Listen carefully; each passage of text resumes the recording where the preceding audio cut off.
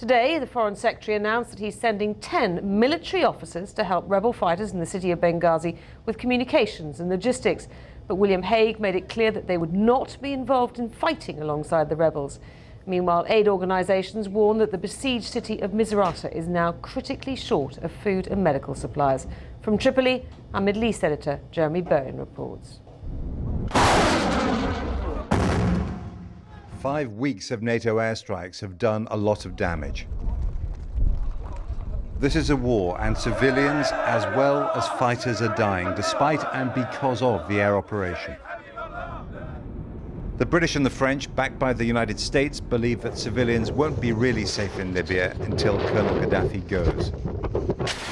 The siege of Misrata has become a symbol of the NATO mission's problems.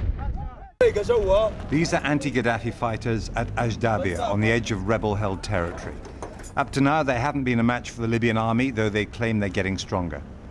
Britain says its officers won't be training or arming them, but helping them protect civilians by improving their organisation and communications. All the same, Britain's intervention in the civil war on the rebel side is deepening, perhaps why the Foreign Secretary in London chose his words carefully. Well, no, they're not boots on the ground. This is not British ground combat forces going in, and that's what the people mean by boots on the ground. We're very clear about the United Nations resolutions. They forbid any occupation, foreign occupation of any part of Libya, and we will absolutely stick to that. So this is fully in line with the UN resolutions protecting civilian lives. Here in Tripoli, the government says that NATO is already going beyond UN resolutions. It's calling for a ceasefire. It says NATO should stop bombing and give diplomacy a chance. From time to time, Asked Libya's Deputy Foreign Minister whether this week's agreement to start UN humanitarian operations out of Tripoli would allow aid workers freedom of movement.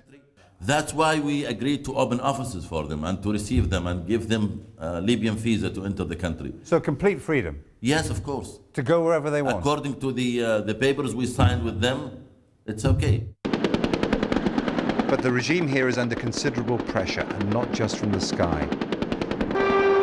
At night, mysterious armed convoys race around. Sometimes there's unexplained gunfire. And opponents of the regime claim that policemen have been killed here too by armed rebels. That can't be confirmed. What can is that the Gaddafi regime is more resilient than its enemies expected. Jeremy Bowen, BBC News, Tripoli. The Syrian government has approved the lifting of its national